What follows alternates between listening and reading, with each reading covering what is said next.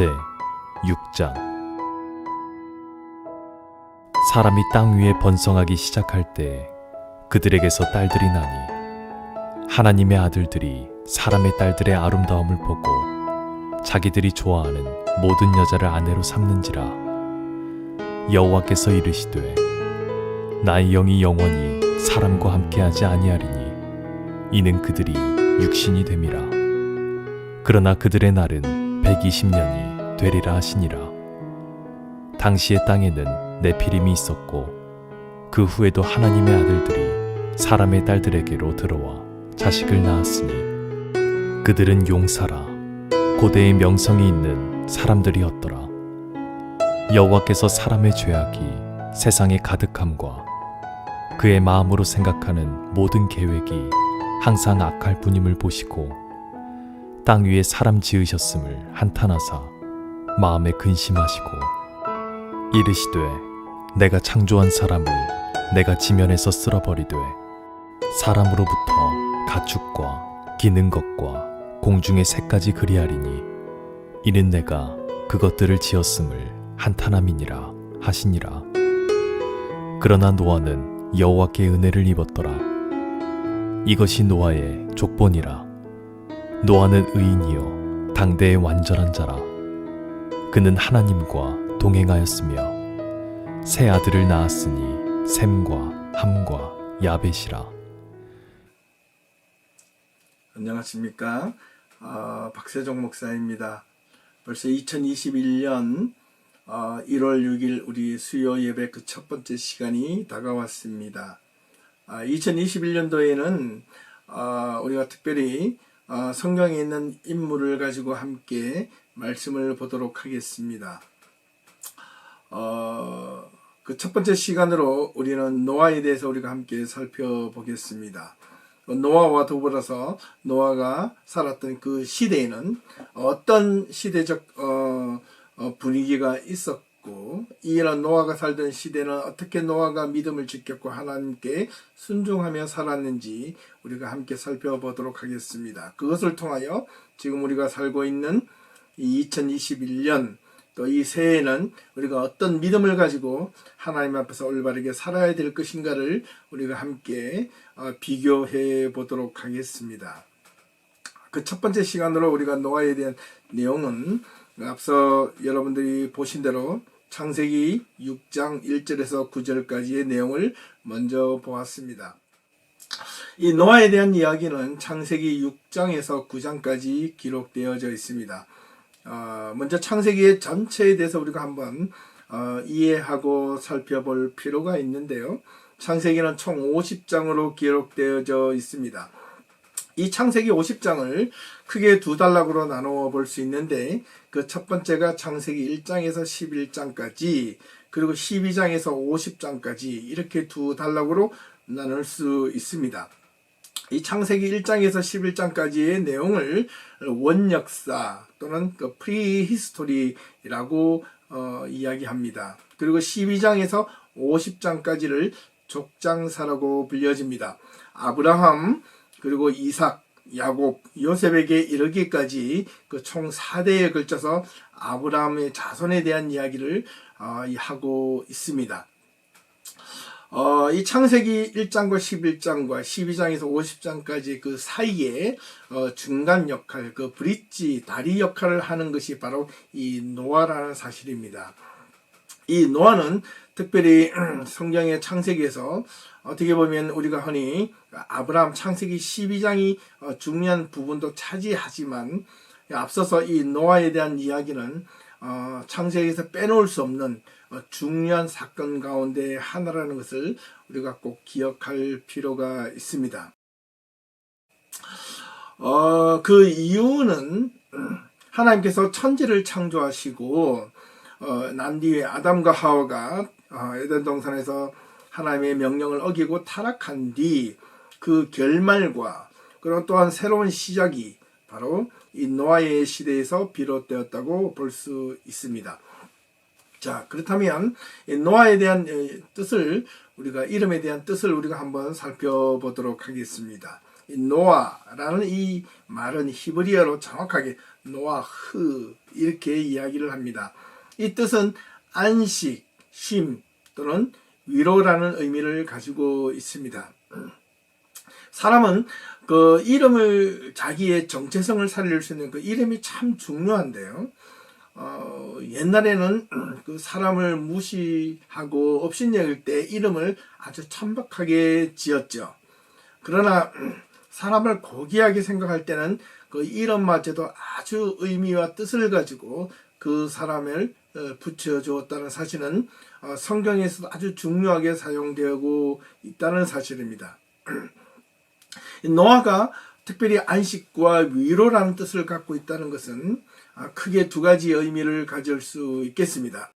첫 번째는 하나님이 자신을 향한 그 위로의 의미이기도 합니다. 인간이 타락하고 악하고 죄악에 가득한 그 마음을 보시고 하나님께서 한탄하시고 아쉬워하시고 후회하시는 그 장면.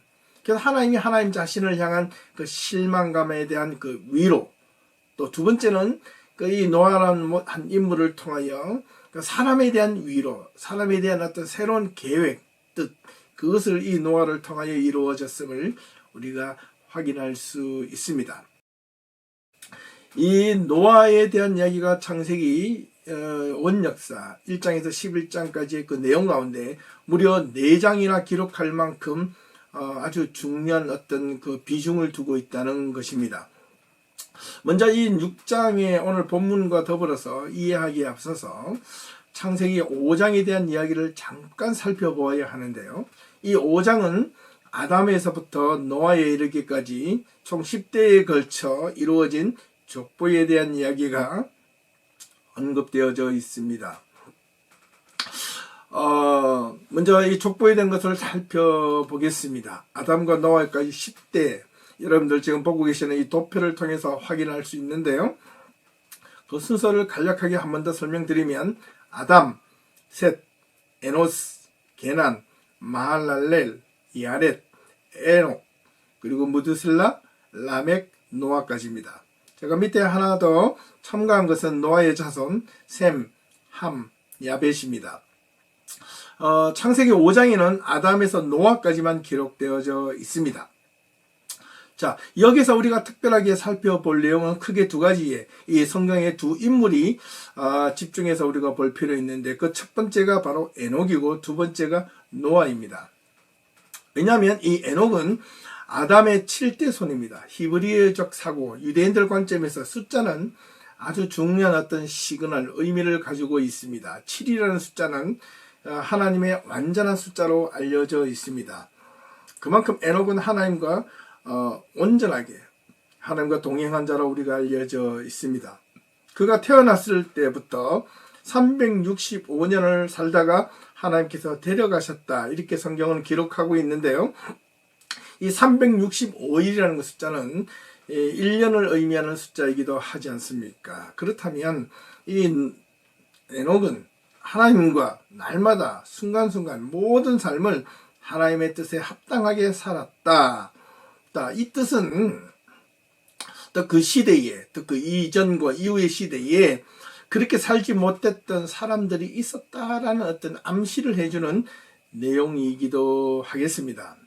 그러나 이 에녹은 하나님과 동행했다. 하나님과 함께 걸었다. 하나님과 삶을 보폭을 맞추었다. 이 말에는 중요한 어떤 의미를 가지고 있다 하겠습니다. 두 번째 인물은 바로 노아인데요. 여러분들이 지금 보고 계시는 도표 가운데 초록색으로 수직으로 그어진 이 선을 유심히 보시면 되겠습니다. 노아에서부터 아담에서부터 노아의 아버지까지 이 라멕까지는요, 이 줄을 보시면 함께 1대에서 9대 때까지는 아담이 살아 있었다는 겁니다.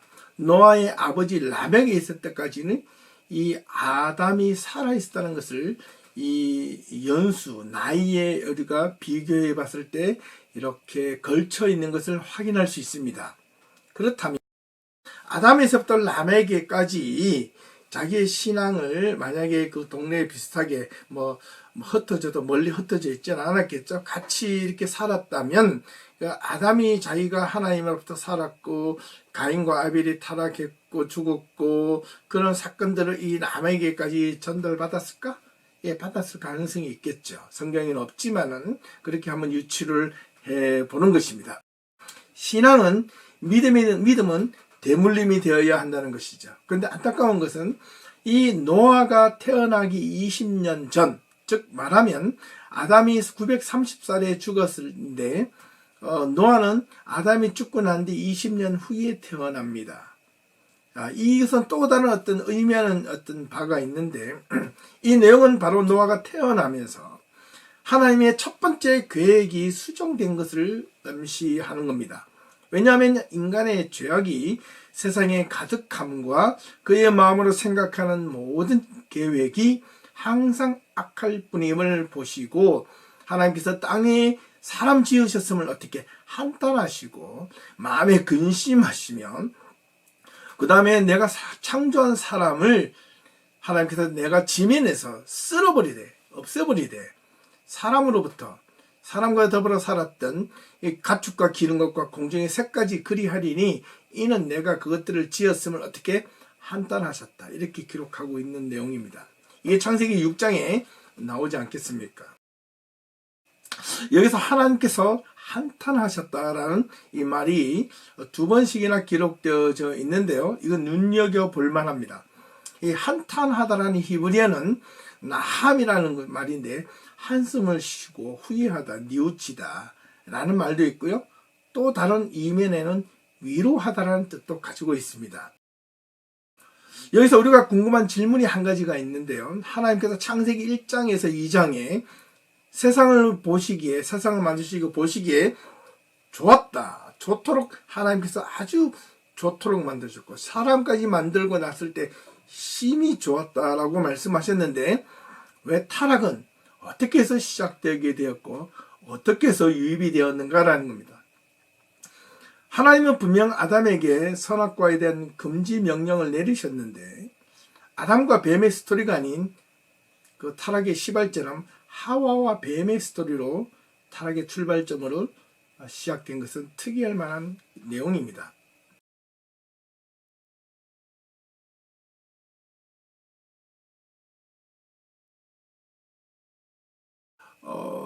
일단은 우리 족보를 창세기 5장에 있는 내용을 우리가 함께 살펴보았습니다. 여기서 우리가 다시 한번 더 족보를 보시면 아담에서 노아까지 족보에서 중요하다고 할거나 하여튼 창세기 3장 4장에 나오는 인물 가운데 빠져있는 사람이 있습니다. 누구일까요? 예, 바로 가인입니다. 가인이 빠지고 누가 대신 들어왔느냐 하면 바로 셋이 들어왔습니다.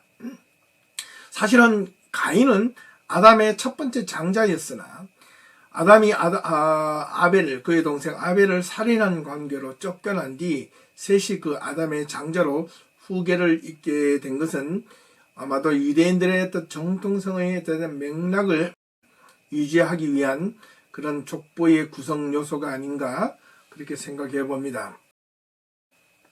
구약에서는 창세기뿐만 아니라 출애굽기 또는 역대상, 에스라, 느헤미야에서도 족보와 관련된 이야기가 나오고요.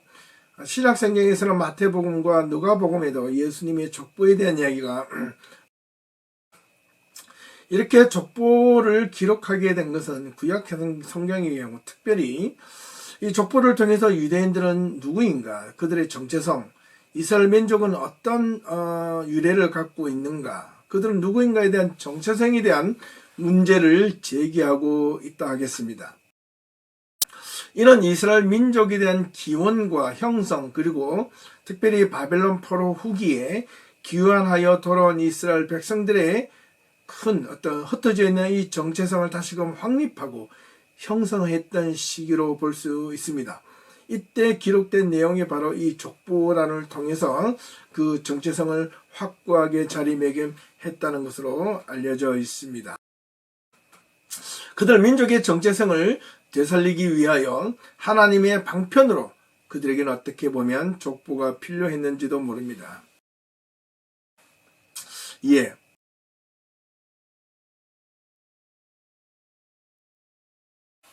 우리가 오늘 본문에 있는 창세기 6장 5절 된 내용을 우리가 보시면 인간의 죄악이 세상에 가득함과 그의 마음으로 생각하는 모든 계획이 항상 악할 뿐임을 보시고 이 내용이 있습니다. 노아가 살던 이 시대의 분위기, 환경, 시대의 어떤 상황을 의미한다 하겠습니다.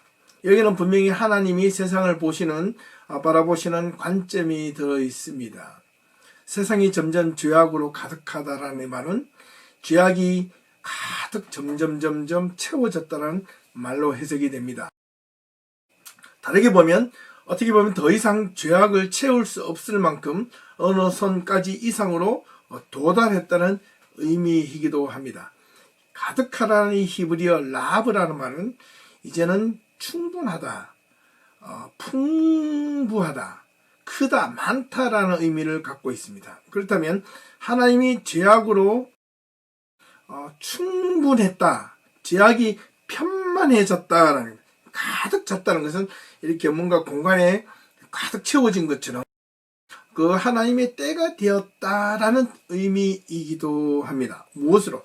죄악으로, 또는 이 죄악으로 인하여 하나님의 심판의 때가 되었다라는 말로 암시해 주고 있는 내용이기도 합니다.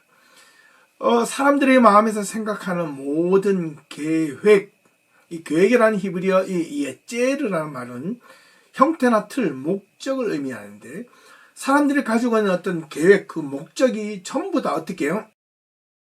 악하다, 나쁘고 사악한 것으로 해석을 하고 있습니다. 여기서 인간의 죄악은 도대체 무엇이고 인간이 생각하는 그 악함은 도대체 어떤 것이었는가라는 질문을 가져야 합니다. 그 질문을 가질 수 있겠죠. 위의 질문에 답을 하기 이전에 우리는 위의 질문에 답을 하기 위하여 어떻게 보면 먼저 우리가 창세기 6장 1절에서 4절은 어떻게 이해해야 하는가라는 겁니다.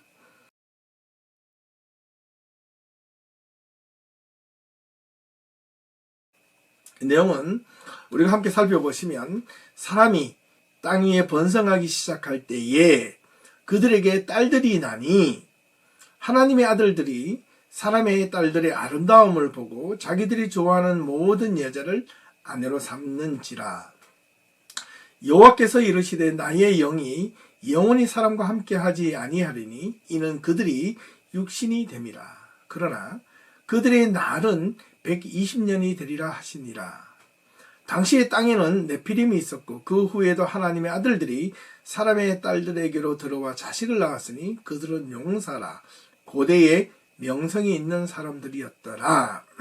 그래서 6장 5절에 여호와께서 사람의 죄악이 세상에 가득함과 그의 마음으로 생각하는 모든 계획이 악함을 사악함을 보시고 땅 위에 사람 지으셨음을 한탄하사 마음에 근심하시고 이르시되 내가 창조한 사람을 내가 지면에서 쓸어버리되 사람으로부터 가축과 기른 것과 공중의 새까지 그리하리니 이는 내가 그것들을 지었음을 한탄함이라 하시니라. 근데 여기 8절에 반전이 있습니다. 그러나 노아는 여호와께 은혜를 입었더라. 그리고 9절에 이것이 노아의 족본이라.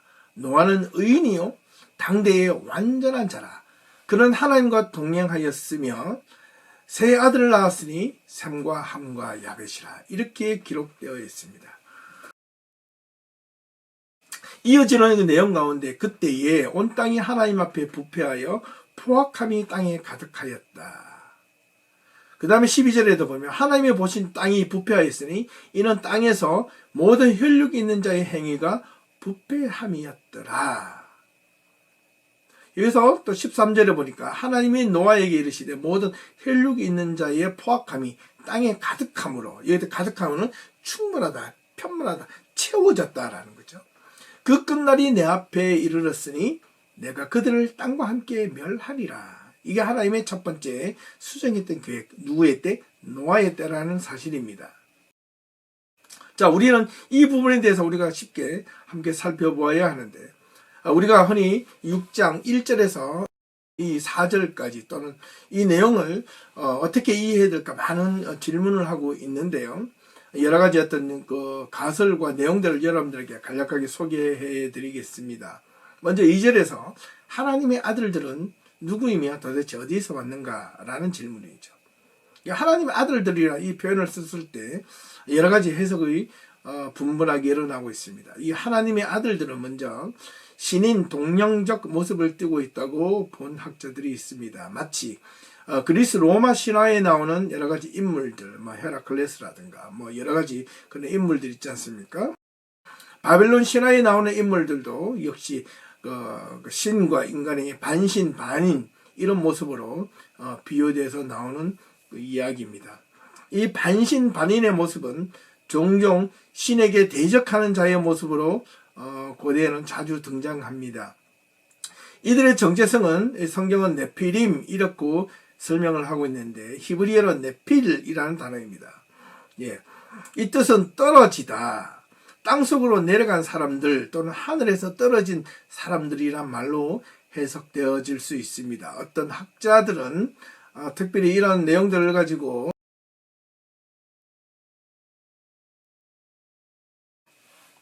바로 하늘로부터 떨어진 타락한 천사들의 후손을 가리킨다고 보기도 했습니다.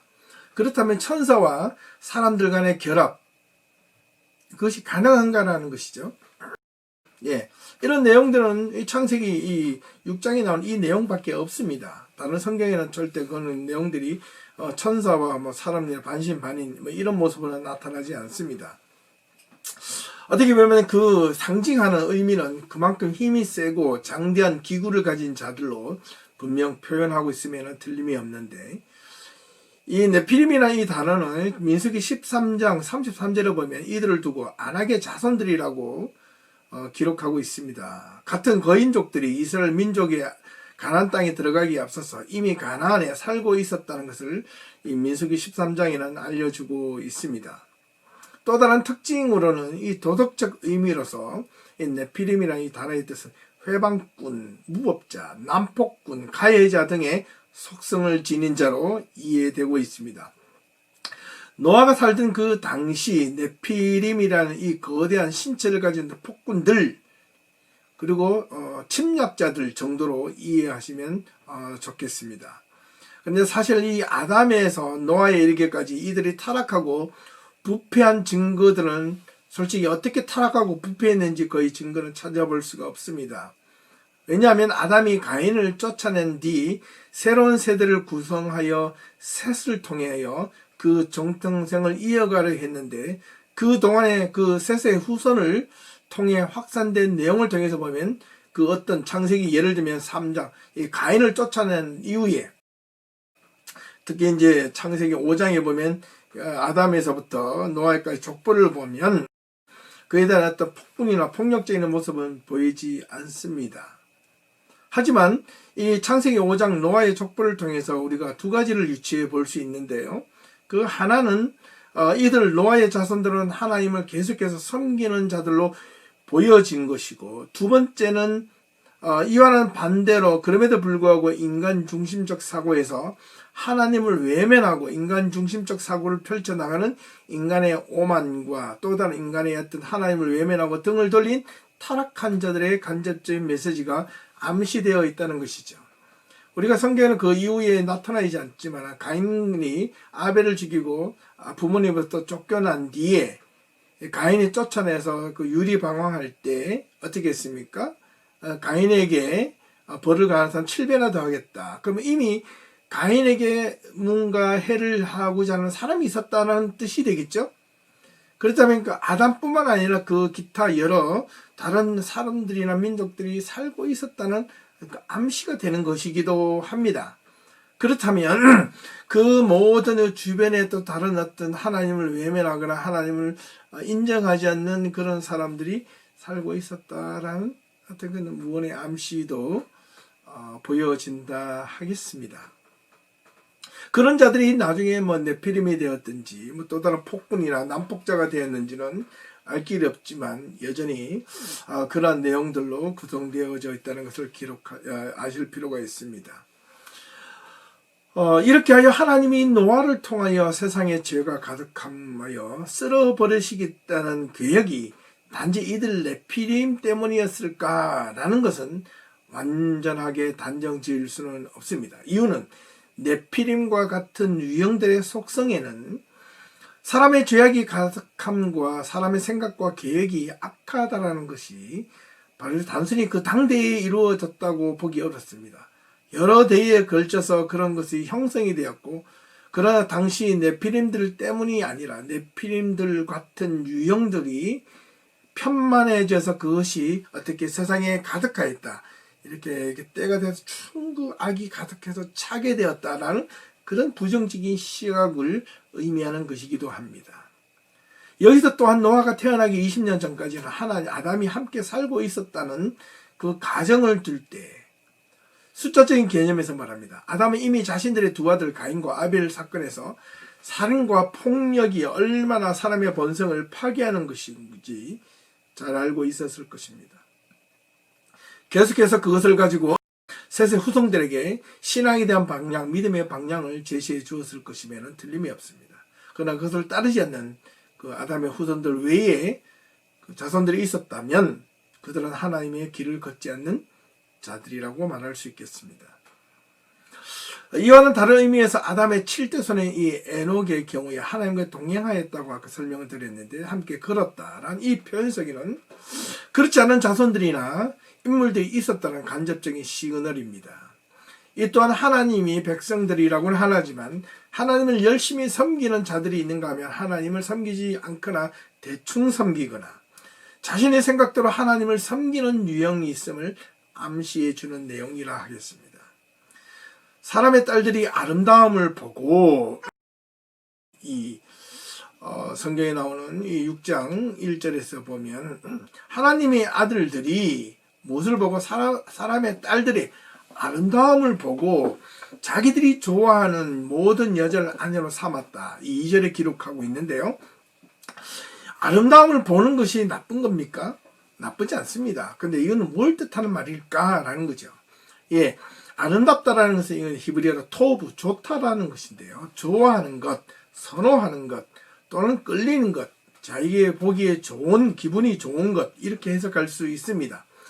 하나님의 아들들이 사람의 딸들의 모습을 보고 자기 마음에 끌리는 대로 이렇게 해석하면 좋겠습니다. 끌리는 대로 자기들이 선택하고 싶은 대로 여인을 아내로 삼았다. 좀 더 이렇게 쉽게 설명하면 하나님의 아들들이 자기의 욕망의 시선이 가는 대로 사람의 딸들을 선택하였다는 겁니다.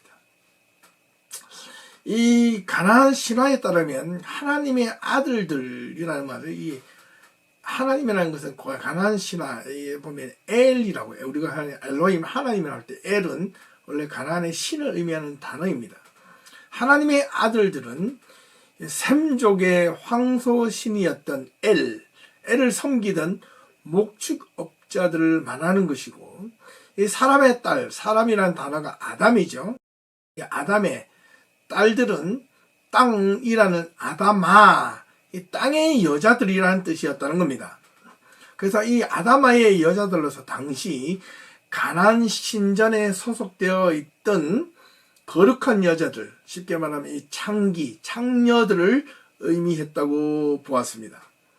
이들 남신, 이 하나님의 아들들, 그 황소, 신이었던 엘을 섬기는 목축업자들과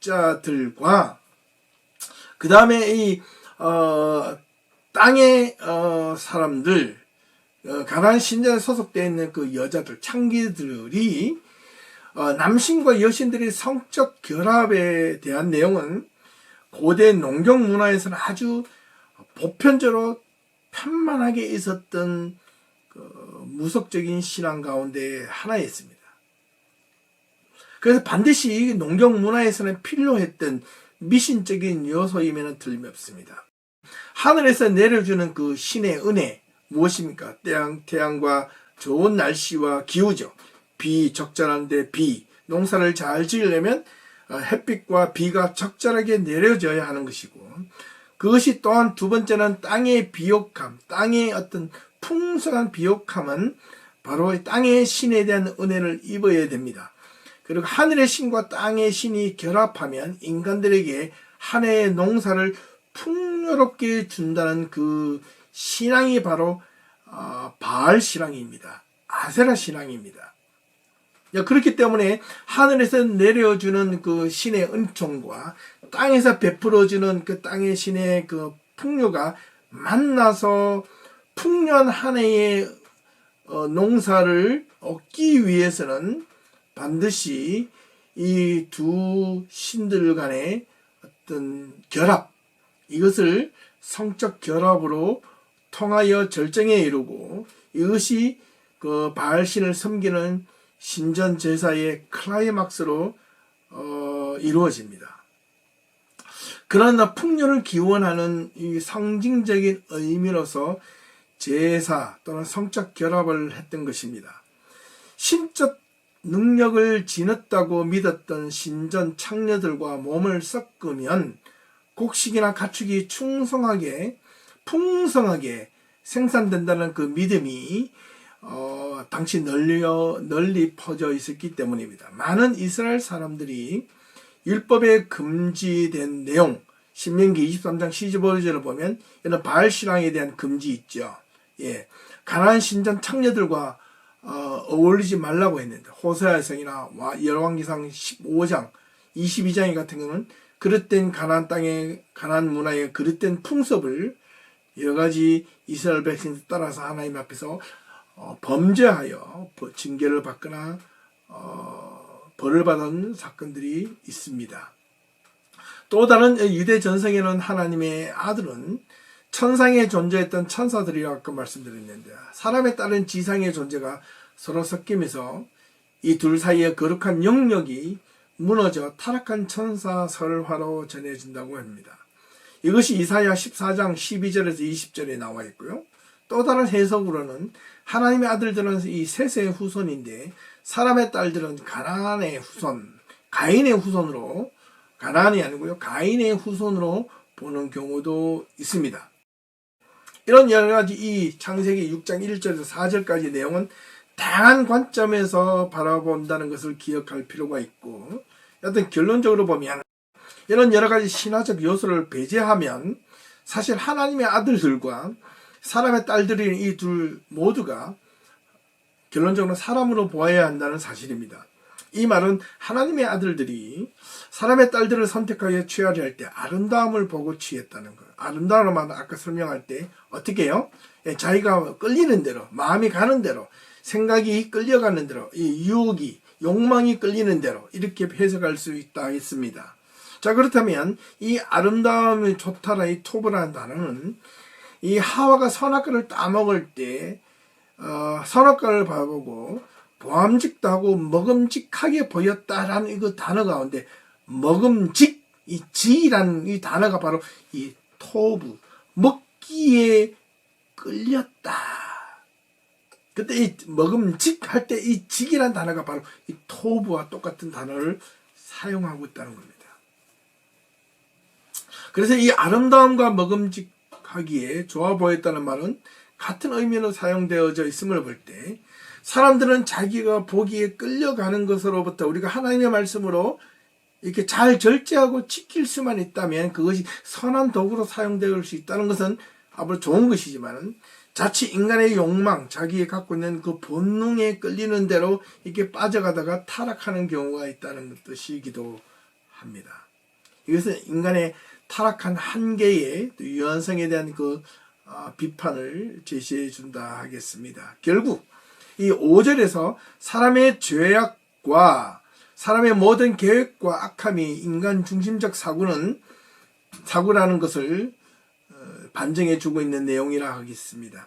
하나님처럼 되려는 인간의 오만은 처음부터 인간 스스로 유한성에 대한 두려움과 불안을 안고 태어났기 때문에, 이런 유한성에 대한 두려움이 곧 인간의 두려움을 극복하려면 어떻게 철저하게 그 유명한 어떤 19세기의 철학자 키에르케고르가 설명한 바와 같이 이 죽음에 이르는 병을 극복하는 유일한 길은 바로 신앙이라고 말한 바처럼 신앙 속으로 들어가야 함에도 불구하고 도리어 하나님과 같이 되려는 인간의 무익한 노력이 바로 죄악이고 악한 인간의 계획이 아니겠습니까?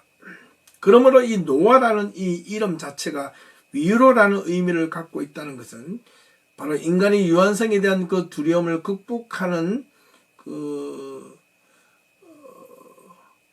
하나의 그 과정으로서 하나님처럼 되려 하는 인간의 오만과 야망을 내려놓고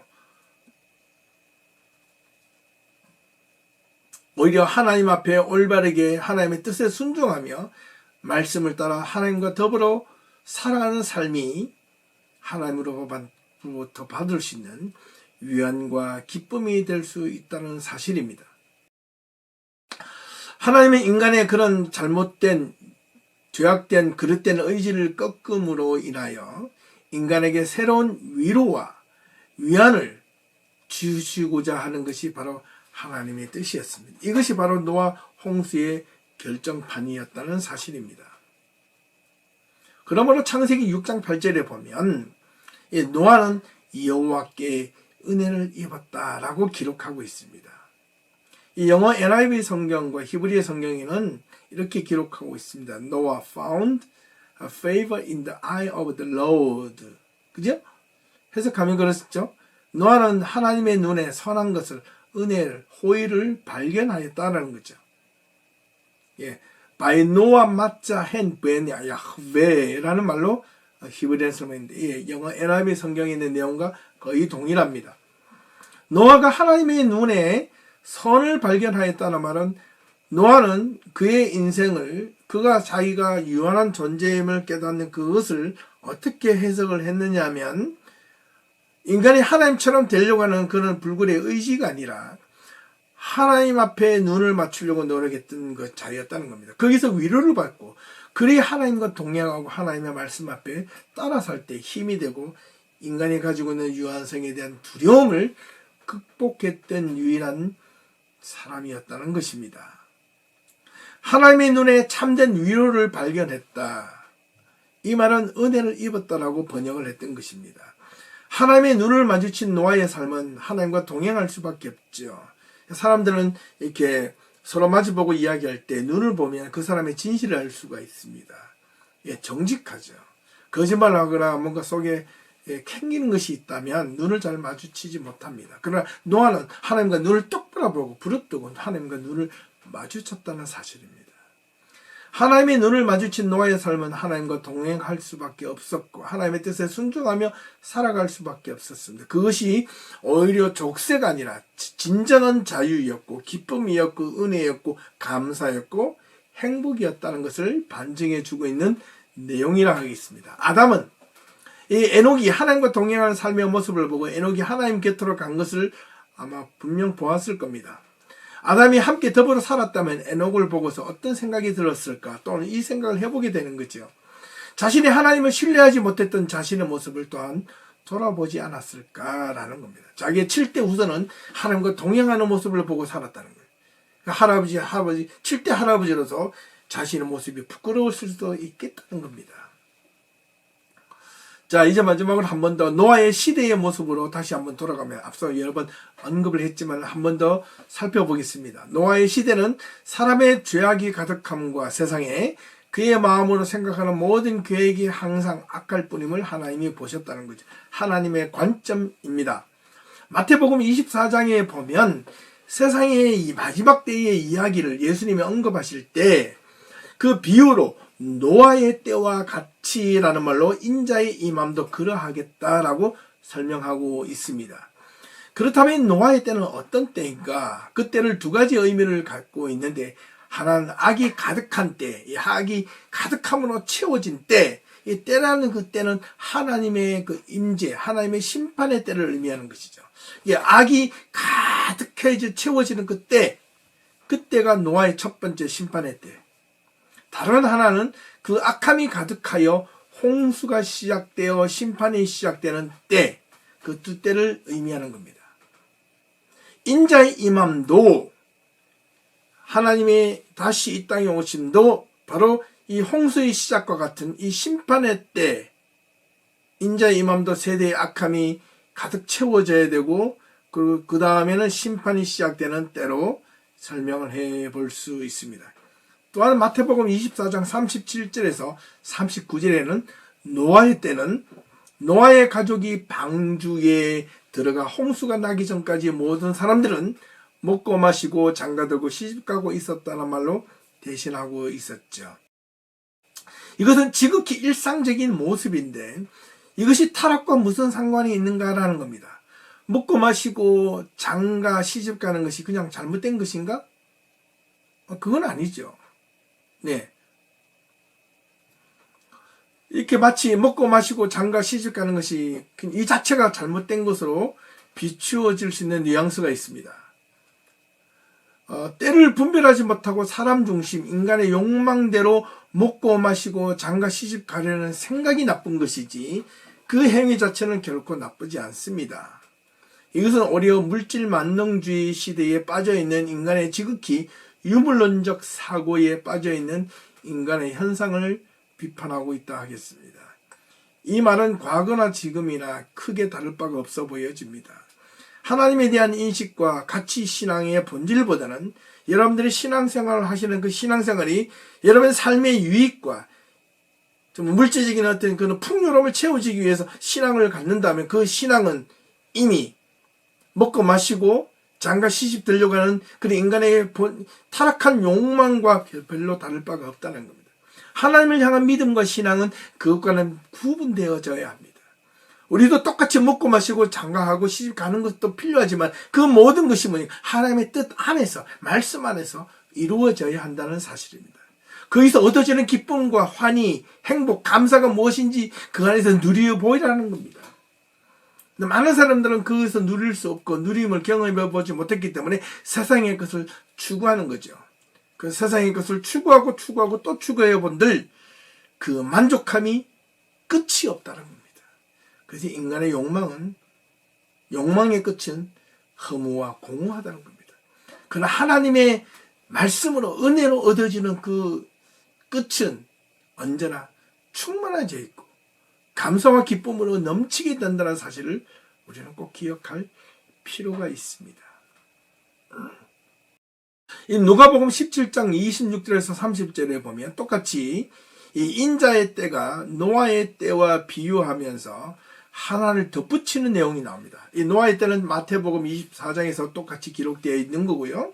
하나를 덧붙여진 내용은 누구냐면 바로 이 롯의 때를 비유하고 있습니다. 이 노아의 때와 롯의 때를 함께 동등하게 비유하고 있습니다.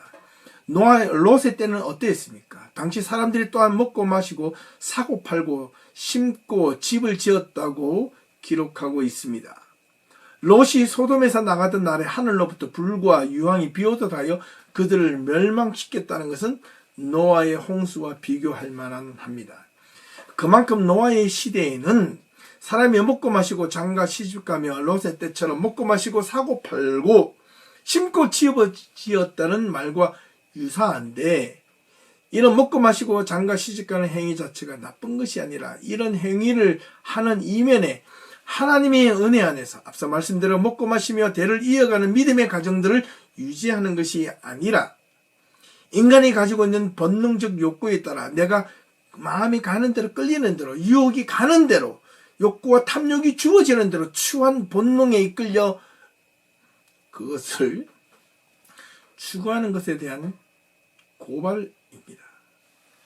노아의 시대를 창세기 6장 11절에 12절에는 그때에 온 땅이 하나님 앞에 부패하여 포악함이 땅에 가득한지라 하나님의 보신즉 땅이 부패하였으니 이는 땅에서 모든 혈육이 있는 자의 행위가 부패함이더라. 여기서 부패라는 단어를 무려 3번씩이나 사용하고 있는데요. 히브리어로 샤트, 부패하다, 망하다, 버리다, 낭비하다, 파괴하다, 망가뜨리다, 썩어버리다, 더럽히다라는 뜻입니다. 하나님 앞에서 그들이 살고 있는 행하는 모든 것들이 더럽혀지고 망하게 되었고 썩어 문드러졌다는 것입니다. 하나님은 언제나 세상을 보시기에 좋게 만드셨는데 그것을 썩어 문드러지게 만들었다는 겁니다. 왜 인간은 악으로 가득 차 있는 것일까? 여기서 질문이 또 생기죠. 그렇다면 그 악은 도대체 어디에서 왔던 것인가? 악의 실체는 무엇인가? 악은 하나님의 피조물인가? 아니면 자연 발생적인 것인가? 여기서 우리는 분명하게 궁금해지지 않을 수 없습니다. 다음 달에 기회가 되면 이 악의 실체에 대해서 우리가 신학적으로 우리가 한번 설명을 해드릴 때가 있을 겁니다. 하나님이 의도하지 않은 것이 분명 이 악인데 그 악은 하나님의 의도하지 않은 실체인가 아니면 더러운 힘인가? 그렇다면 하나님이 의도하지 않는 힘이라면 하나님은 창조하시지도 않으셨는데 어떻게 해서 악은 오게 된 것일까? 흔히 말해서 악은 이거 타락한 천사, 사탄, 마귀 이렇게 설명을 하고 있죠. 그런데 하나님이 만드시 않으셨는데 사탄과 마귀는 어떻게 온 게 되는 것인가? 이거는요 크게 두 가지에서 걸림돌이 됩니다. 하나는 신학적으로 설명하면 신정론, 하나님은 모두 의로우신 분이신데 어떻게 악이 있을 수 있는가? 그렇다면 악이 들어오게 됐다면 하나님은 그것을 방관하셨는가? 아니면 모른 척 하셨는가? 그러면 하나님이 전지전능하심, 이 두 가지 사건에 아주 심각한 오리를 범하게 되는 것이죠. 이 문제에 대해서 우리가 또 한번 나중에 차후에 설명할 수 있는 때가 있을 것입니다. 여기 우리가 힌트를 하나 간접적으로 보고자 있는 내용이 하나님이 세상이 가득하고 사람의 마음이 악함을 보시고 한탄하셨다, 안타까워하셨다는 말인데 후회한다라고 번역을 한다면 하나님의 오리를 의도적으로 보여주는 것이고 안타까워하셨다는 이 말은 하나님의 의도와는 아닌 결과로 전해야 되었다는 말로밖에 해석되어질 수밖에 없습니다. 하나님의 본래적 의도는 우리가 성경에서 완벽하게 이해할 수는 없겠지만 인간의 타락은 분명 하나님이 처음부터 의도하지 않았던 것임에는 분명합니다. 그렇다면 하나님은 인간적인 실수와 나약함을 용납하셨다는 말로 우리가 질문을 던져보고 모자람이 바로 악이 지배하는 공간이나 힘은 아닐까? 뭔가 부족함. 오늘 우리들의 삶의 주변을 돌아보면 어떠합니까?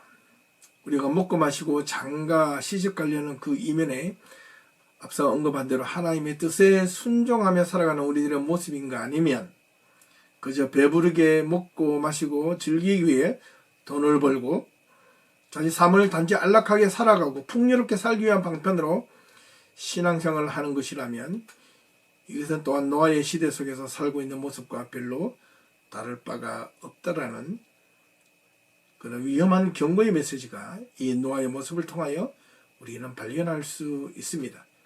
하나님과 동행하는 사람, 하나님의 눈에 선함을 발견하는 사람, 믿음을 쫓아가는 삶이 어떤 삶인가? 그렇다면 노아는 과연 결론적으로 어떤 삶을 살았던 사람인가?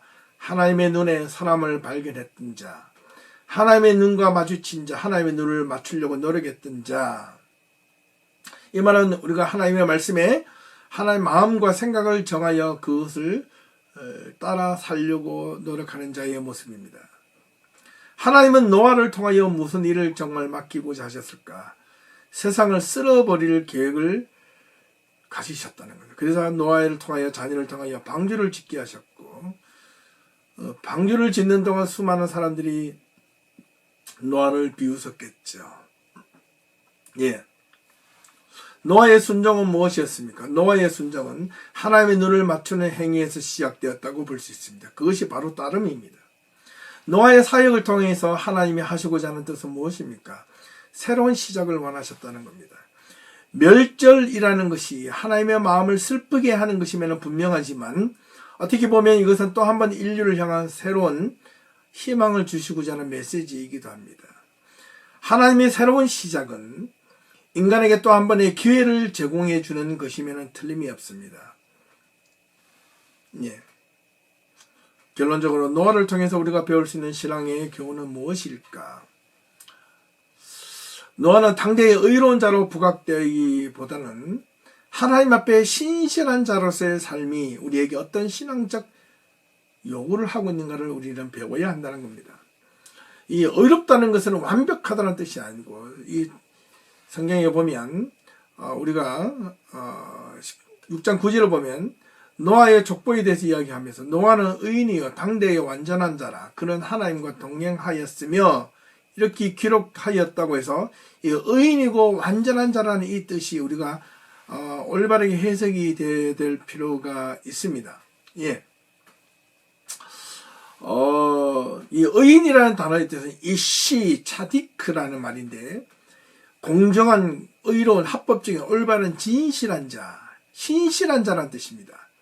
노아는 신실한 사람이요 당대의 완전한 자 이 담임 하이야라는데 하이야는 존재라는 뜻이고요. 담임 이 말은 완전한 완벽한 자라는 뜻이 아니고요. 온전한 자 완벽이나 퍼펙트가 아니고 퍼펙트란 말이잖아요. 그러나 완벽은 퍼펙트가 아니고 온전한 퍼펙트가 아니고 홀 전심 온전한 존재 흠이 없는 존재 순결하고 도덕적으로 흠이 없기 위하여 노력하는 존재라는 뜻입니다.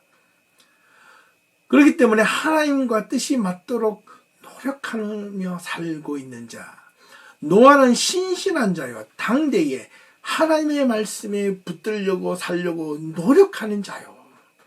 그래서 그는 하나님과 동행한 자라. 이렇게 해석하는 게 훨씬 좋습니다. 네. 자, 그렇다면 지금 우리처럼 물질 만능주의 시대 속에서 지금 코로나19와 인하여 현재 특별히 경제적 어려움을 겪으면 겪을수록 우리는 지금 무엇을 한숨 쉬고 또 힘들어하고 있습니까? 예, 경제가 말이 아니죠. 당장 수입이 없는데 어떻게 우리가 지금 살아갈 수 있습니까? 그렇다고 하나님의 말씀만 붙들고 산다고 해서 우리가 먹고 마실 수가 있습니까? 없지 않습니까?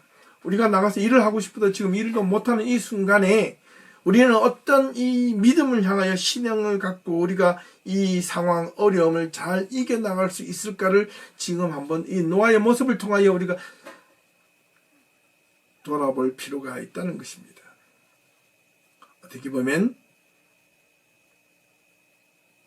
하나님이 원하시고자 하는 말씀은 그 구체적인 디테일함이 있는 것이 아니고 원리, 원론, 방법을 이야기해 주는 겁니다.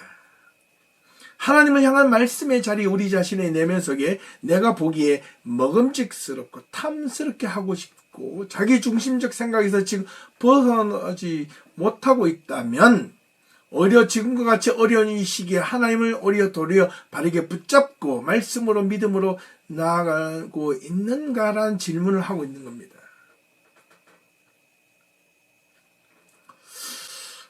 지금처럼 어려운 시대에 우리는 신앙인의 눈으로 이 코로나19 같은 상황을 어떻게 극복해야 합니까? 예. 지금 우리는 아무것도 할 수 없는 이 순간을 우리는 무엇을 어떤 것을 믿고 나아가야 합니까? 저는 분명히 이 때가 중요하다고 생각합니다. 코로나19를 우리에게 주신 이런 시기 때 하나님은 우리에게 우연이나 어떤 단지 스쳐 지나가는 어떤 일부가 아니라는 겁니다. 하나님의 모든 순간은 하나님의 뜻과 섭리 안에 있다고 우리가 믿는다면 이렇게 어려움을 주시는 하나님의 뜻을 우리가 찾아보고 돌아보는 시기가 되어야 하겠다는 겁니다. 우리가 분명한 이 때에 하나님의 뜻을 발견하지 못하면 지금 우리의 최대의 관심은 어디에 있을까요? 예, 경제적인데 먹고 마시는데 분명히 있을 겁니다. 지금 못 먹고 못 입을까 봐 죽는 신용을 하고 있는 이 상황을 극복해달라는데 포커스가 맞춰져 있는 겁니다. 정말 어렵고 힘듭니다. 맞습니다. 정말 못 입고 못 입을 수 있습니다. 그런 상황에 내몰려질지라도 우리는 믿음으로 그 상황을 어떻게 극복해 나갈 것인가를 먼저 생각해야 한다는 중요한 가치, 중요한 방향을 제시해 준다 하겠습니다. 이런 때 믿는 사람들은 먹는 걱정, 입는 걱정, 사는 걱정, 돈 버는 걱정 그런 거 안 해야 하고 그렇게 오직 성경책만 붙잡고 기도만 하면 되는 것인가? 그 말이 아니라는 겁니다.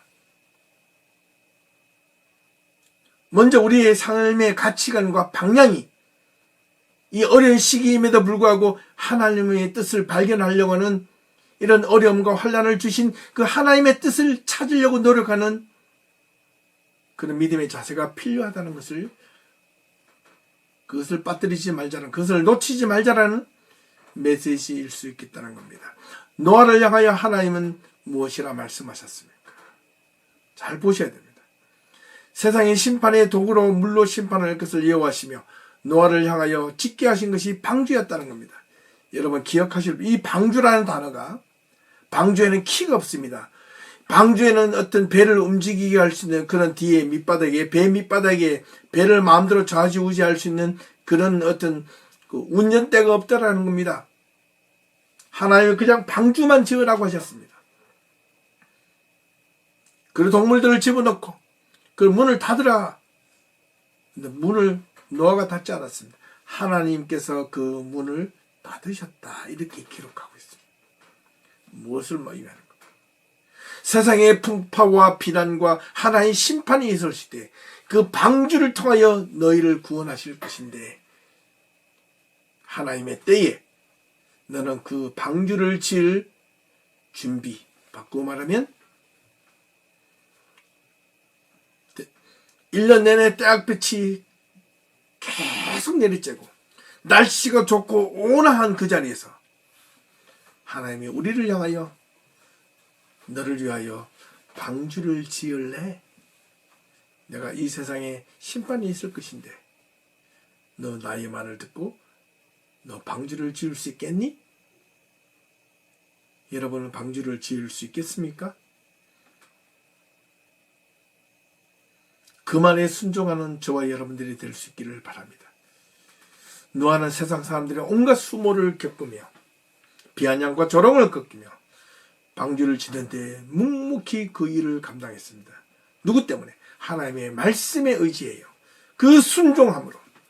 여러분들이 이 방주를 짓는다는 것은 여러분들의 신앙생활을 온전하게, 세상이 비웃더라도, 세상이 여러분들을 조롱하더라도 하나님의 말씀에 방주를 지어야 합니다. 여러분 삶의 인생의 방주를 하나님의 말씀으로 가득 채워 갈 수 있는 이 한 해가 될 수 있기를 주님의 이름으로 축원합니다. 오늘 말씀을 마치도록 하겠습니다. 감사합니다. 다음 주에 또 다른 인물을 가지고 함께 찾아오겠습니다. 수고하셨습니다.